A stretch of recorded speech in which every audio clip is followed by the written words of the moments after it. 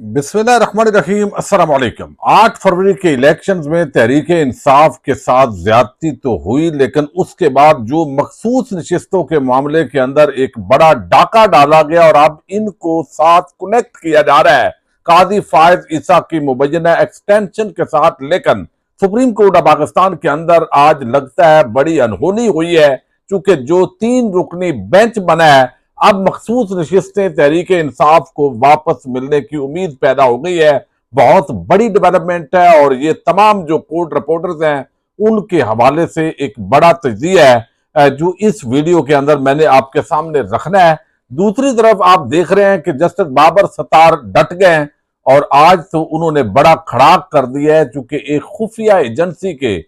जो डायरेक्टर हैं डीजी, उनको तौहीन अदालत का नोटिस जारी कर दिया गया है। ये क्या मामला है, इस पर भी बात करेंगे। और तीसरी जो बड़ी डेवलपमेंट है उसका ताल्लुक खावर मानेका और उनके हैंडलर्स के साथ है, चूंकि बुशरा बीबी की मुबैना 2 बेटियों ने जो उनके हक में गवाही दी है, उसके बाद सूरत हाल अब मजीद तब्दील हो गई है। उसकी कुछ तफसील इस वीडियो में आपके सामने रखनी है। उम्मीद है आप वीडियो समाप्त करेंगे और अपने कीमती फीडबैक से जरूर आगाह करेंगे। वैसे तो जस्टिस बाबर सत्तार के साथ एक और वीडियो है इमरान खान की पुरानी। बाबर सत्तार जो है वो इंटरव्यू कर रहे हैं जब वो जियो टीवी के अंदर होते थे और वहां वो तजिया कार थे, और साथ जो है वो इमरान खान से वो पूछते हैं कि जनाब ये कैसे है, तो इमरान खान कहता है मैंने कभी सरेंडर तो किए ही नहीं है जिंदगी के अंदर। और आज के हालात के कंटेक्स्ट के अंदर जो है ये इस वक्त वीडियो बहुत ज्यादा वायरल है। अब ये 2 बच्चियां हैं, ये सामने आई है। इन्होंने बताया कि वो बुशरा बीबी की बेटियां हैं और ये जो उन पर इल्जाम लगाया गया है निकाह के दौरान, यानी इद्दत पर जो निकाह है और ये टन्योर पूरा नहीं था और आगे नया निकाह हुआ और इमरान खान जो है वो आते थे और ये जिस तरह खावर माने का उनको अगवा करने के बाद जो उनके बयानात का जो सिलसिला है वो शुरू है। अब यहाँ पे इन्होंने जो है वो कुरान मजीद पर हल्फ दिया है। अब ये अगर तो वाकई बेटियां हैं, ये तस्दीक अभी नहीं हो सकी, तो ये बहुत बड़ी डेवलपमेंट है और वैसे तो अफसोसनाक है, शर्म का मकाम है कि उनको इस सतह पे आना पड़ा है कि यहाँ इतने फजूल किस्म के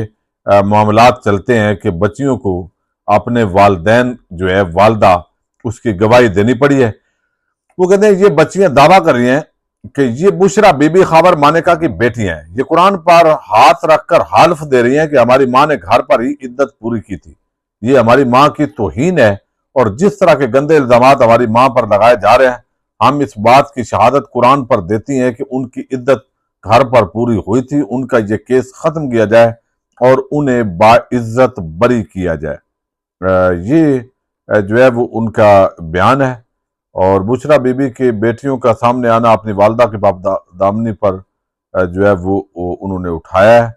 और ये सब इंतहा को पहुंच चुका है। इद्दत केस अब बिद्दत बनता जा रहा है और अल्लाह के कमात और दीन इस्लाम के असूल क़वायद जो है उसकी खिलाफ वर्जी बनता जा रहा है। तो ये जो है वो उन 2 जो बच्चियां हैं उन्होंने ये दावा किया है और गवाही दी है। इसका मतलब है कि उन्होंने वाज़ेह अंदाज में बताया है कि खावर माने का झूठा है, उसने झूठ बोला है, झूठ दबाव में बोला है या वो जिस अंदाज के अंदर भी बहरहाल उसने झूठ बोला है इस मामले के अंदर। अच्छा, दूसरी जो बड़ी डेवलपमेंट है और ये इंतहाई खबर आम है कि इस वक्त एस्टैब्लिशमेंट और अदलिया के मबैन एक बड़ी महाज आराई शुरू हो गई है। चूंकि इस्लामाबाद हाई कोर्ट के जो 6 जजेस हैं वो डट गए हैं कि भाई आप जो भी कर लें, आप जुडिशियल कमीशन को मैनेज कर लें, वहां काजी साहब और आपकी अक्सरियत होगी। कुछ बार काउंसिल के जो इस वक्त टाउट जिनको यानी वो क्या कहते हैं उनको, वो मेंबरान भी होंगे उसके अंदर और वो जो भी करें। लेकिन यहां पे हम डटे हुए हैं, हमारे खिलाफ जो मर्जी है सबूत लेके आए, जो हमें ब्लैकमेल करना है करें, लेकिन हम पीछे नहीं हटेंगे। अब आपको इल्म है ऑडियो लीक का केस था जिसके अंदर पिछली डेट ऑफ हियरिंग पर जो है वो 4 इदारों ने, महकमों ने अपनी जो दरखास्तें हैं उन्होंने दायर की कि हमें जस्टिस बाबर सत्तार पर एतमाद नहीं है, क्योंकि ये उन 6 जजेस के अंदर शामिल है। एक एजेंसी ने तो कहा, इदारे ने, कि जो पहले ही जो है वो ISI के हवाले से ये कह चुकी है और खात लिखा गया है। अब इस मामले पर जो है वो सब की दरखास्तें وہ جو انہوں نے دائر کی تھی وہ بابر ستار نے مسترد کر دی تھی۔ اچھا، وہاں پر انہوں نے کہا نہیں، کوئی سالڈ اگر ایسی گراؤنڈ ہے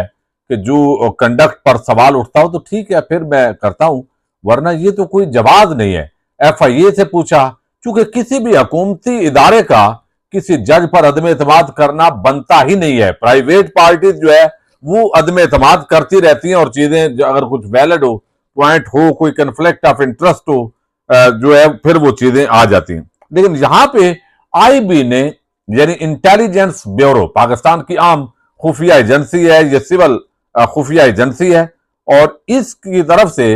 ایک نئی درخواست دائر کی گئی کہ ہم درخواست واپس لینا چاہتے ہیں۔ تو انہوں نے کہا بھائی ہم تو آپ کی درخواست خارج کر چکے تھے، اب واپس لینے کا کیا مطلب ہے؟ تو آج جسٹس بابر ستار ہوں یا جسٹس محسن اختر کیانی ہوں، ان کے خلاف بھی متحد ججز نے خط لکھ دیا، حالانکہ 15 دن پہلے ہی کچھ صحافیوں کو خبر تھی کہ اس حوالے سے کچھ کوششیں جاری ہیں۔ اسناد ملک اور ثاقب بشیر اس حوالے سے خدشے کا اظہار کر چکے تھے۔ اچھا، اب جو ہے آئی بی کی آڈیو لیکس میں بینچ پر اعتراض کی درخواست واپس لینے کی متفرق درخواست بھی خارج۔ آپ کے اعتراض والی درخواست تو پہلے ہی خارج کی جا چکی ہے۔ آرڈر میں ڈی جی آئی بی کو نوٹس کیا ہے کہ کیوں نہ ان کے خلاف توہین عدالت کی کارروائی کی جائے۔ آئی بی کا جو ڈائریکٹر جنرل ہے اس کو نوٹس جاری کر دیا توہین عدالت کے جسٹس بابر ستار نے کہ جناب بتائیں، آپ تو توہین عدالت کے مرتکب ہیں۔ آڈیو لیک یہ کون کرتا ہے، کون ریکارڈ کرتا ہے، یہ سارا دھندا کون چلا رہا ہے، آڈیو ویڈیو، یہ ذرا بتائیے۔ تو اب یہ درخواست دائر کی گئی، انہوں نے کہا جی درخواست تو آپ کی خارج ہو چکی ہے، تو اب آپ یہ بھی درخواست ان کی خارج ہوئی ہے۔ آرڈر میں یہ بھی پوچھا گیا کہ کس نے درخواست دائر کرنے کی اتھارٹی دی تھی۔ وہ کہتے ہیں ہم آرڈر کر چکے ہیں، آپ کی درخواستیں خارج ہو چکی ہیں، کیس اب آگے بڑھ رہا ہے، اس موقع پہ آپ ہمیں ہمارے سوالوں کے جواب دیں اور یہ درخواستوں والی کہانیاں ختم کریں۔ تو یہاں پہ یہ بتائے کس نے درخواست دائر کرنے کی اتھارٹی دی تھی، یعنی جو میرے اوپر عدم اعتماد کیا ہے جسٹس بابر ستار پر، جو آئی بی کی ایجنسی ہے وہ یہ بتائے کہ اس کو کس نے کہا، کون ذمہ دار ہے جس نے یہ درخواست جو ہے وہ لکھی تھی اعتراض والے۔ آپ نے جو جواب دینا ہے وہ آرڈر آنے کے بعد دے دیجئے گا، یہ جسٹس بابر ستار نے کہا ہے۔ اور پھر اسلام آباد ہائی کورٹ نے ڈائریکٹر جنرل انٹیلیجنس کو نوٹس جاری کر دیا ہے،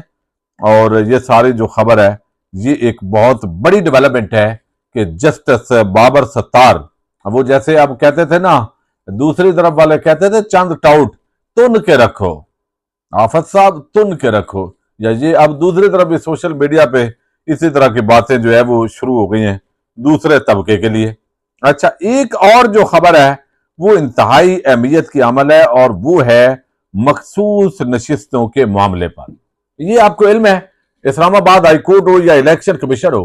انہوں نے یہ بہت بڑا ڈاکہ ڈالا ہے، اور یہ ڈاکہ اتنا بڑا ڈاکہ ہے کہ ایک عام بندے کو بھی سمجھ نہیں آ رہا کہ بھائی یہ کم از کم اس حد تک تو نہیں جا سکتا۔ آپ چلیں یہ کہتے کہ چونکہ الیکشن انہوں نے آزاد لڑا، یہ اب مخصوص نشستیں نہیں لے سکتے،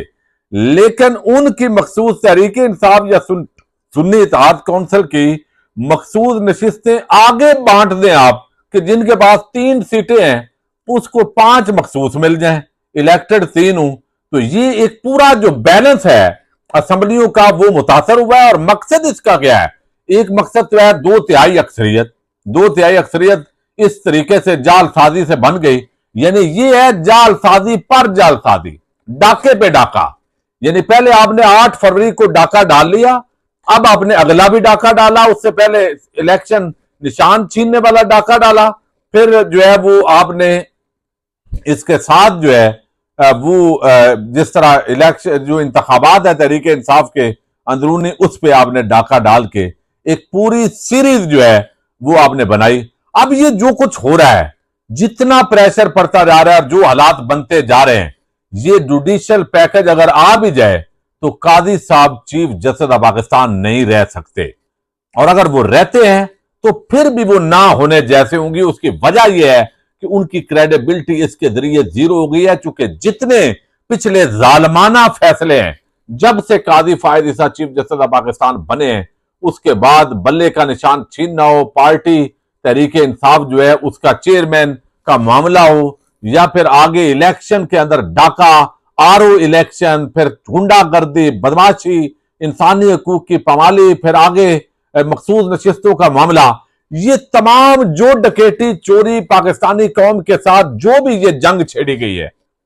اس کے اندر جو ہے پھر بینیفیشری بنتے ہیں قاضی صاحب، اور قاضی صاحب کی کوئی وقت ٹکے کی نہیں رہ جائے گی اگر وہ یہ ایکسٹینشن لیں گے۔ اب ان پر یہ دباؤ بڑھ رہا ہے، چونکہ دیکھیے بڑا انفلوئنس ہوتا ہے، ہم یہ چیز سمجھتے ہیں اور بہت سارے لوگ اس کو جانتے ہیں، جو لوگ ریگولر کورٹ رپورٹنگ کر رہے ہوتے ہیں، ان کے ججز کے ساتھ، عملے کے ساتھ، وکلاء کے ساتھ، جو سینئر وکلاء ہوتے ہیں، ہر روز ملاقاتیں وغیرہ ہو رہی ہوتی ہیں۔ اچھا، وہ چیزیں وہاں سے چل رہی ہوتی ہیں، اور اس تناظر کے اندر جو ہے وہ آپ کو اپ ڈیٹ کر رہے ہوتے ہیں، اور میں بھی انشاءاللہ اس اگلے ہفتے سے آپ کو ذرا لائیو بھی، پہلے بھی کرتے تھے، درمیان میں تھوڑا وقفہ آیا تو لائیو بھی آپ کو سپریم کورٹ ہائی کورٹ سے کروں گا۔ اچھا، اب وہ جو وہاں پہ خبریں ہوتی ہیں یہاں سپریم کورٹ کے اندر، ہائی کورٹ کے اندر، وہ دوسروں کے پاس نہیں ہوتی، اور یہی وجہ ہے کہ اب دیکھیے ابھی خط کل آیا ہے ماتحت ججوں کا، لیکن جو صحافی ہیں انہوں نے بتایا 10-15 دن پہلے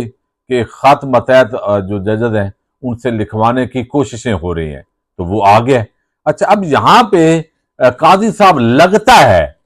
کہ دو چیزیں ہیں اس کے اندر، یا تو وہ پیچھے ہٹ گئے ہیں اور انہوں نے اپنے آپ کو سپیس دی ہے کہ یہ مخصوص نشستوں کا معاملہ ہے، میں اس کا بینیفیشری ہوں، تو میں ڈائریکٹ چونکہ مجھے فائدہ ملنا ہے تو اس وجہ سے میں اب آگے اور وکلا کر دیتا ہوں، یعنی ججز کر دیتا ہوں۔ دوسرا اس کا یہ ہوتا ہے کہ چلیں یہ ججز جو بھی فیصلہ کریں گے، اگلا اس کی اپیل پر جو لارجر بینچ بنے گا اس میں میں خود حاضر ہو جاؤں گا، تو آگے 5-6 رکنی اس کے اندر حاضر ہو کے اس فیصلے کو اڑا لیں گے، جیسے بھی ہوا۔ بہرحال اس وقت حالات ایسے ہیں کہ اعتماد کسی پر کسی کا نہیں ہے، یہ بد نصیبی ہے اس ملک کی نظام کی۔ اچھا، یہ جو 3 رکنی بینچ بنا ہے، اس سے یہ اندازہ ہوتا ہے کہ اب یا تو قاضی صاحب پیچھے ہٹ گئے ہیں، چونکہ تینوں افراد یہ بڑے اہم ہیں۔ اچھا جی، یہاں پہ چلیں دو تو خیر ہمیں اندازہ ہے کہ وہ آئین اور قانون پر کم از کم سمجھوتا نہیں کریں گے، ان سے یہ امید ہوگی، چونکہ اگر تو سنی اتحاد کونسل کو نشستیں نہیں ملنی تو واضح مطلب یہ ہے کہ بھائی پھر آپ نے باقیوں کو بھی ان کی نہیں دینی، چونکہ ان کی سیٹیں تو آپ دوسروں کو نہیں دے سکتے۔ اچھا، یہ مخصوص نشستیں نہ ملنے پر سپریم کورٹ آف پاکستان کے اندر 3 رکنی بینچ بن گیا ہے، جو 8 مئی کو سماعت کرنے جا رہا ہے، اور اس بینچ کے اندر جو شامل ہے 3، جسٹس منصور علی شاہ اس بینچ کے سربراہ ہوں گے، جسٹس محمد علی مدر اور جسٹس اطہر من اللہ پر مشتمل یہ بینچ ہے، اور یہ بینچ کی جو تشکیل ہے وہ یہ بتا رہی ہے، ایک تو اشارہ ہے کہ شاید قاضی صاحب ایکسٹینشن کے اندر انٹرسٹڈ نہ ہوں، یہ جو انہوں نے بینچ بنایا ہے، کیونکہ یہ جب آئے گا تو یہ فیصلہ دے گا، اور قانون اور آئین کا تو تقاضا جو فیصلہ ہے وہ سمجھ میں آ رہا ہے۔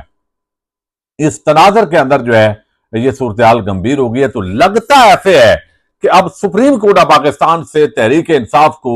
مخصوص نشستیں واپس ملنے جا رہی ہیں، یا اگر واپس نہیں مل رہی تو کم از کم جو ان کی مخصوص نشستیں نون لیگ، پیپلز پارٹی، فضل الرحمان اور باقی پارٹیوں کے اندر بندر بانٹ کی گئی ہے، وہ ان سے چھینی جا رہی ہیں۔ یہ ایک بڑی ڈیولپمنٹ ہے، اور اس کو بڑی پیش رفت کے طور پر قرار دیا جا رہا ہے۔ دیکھتے ہیں یہ جب کیس لگے گا تو کیا ہوتا ہے اس پورے معاملے کے اندر۔ پاکستان زندہ باد، پاک فوج پائندہ باد۔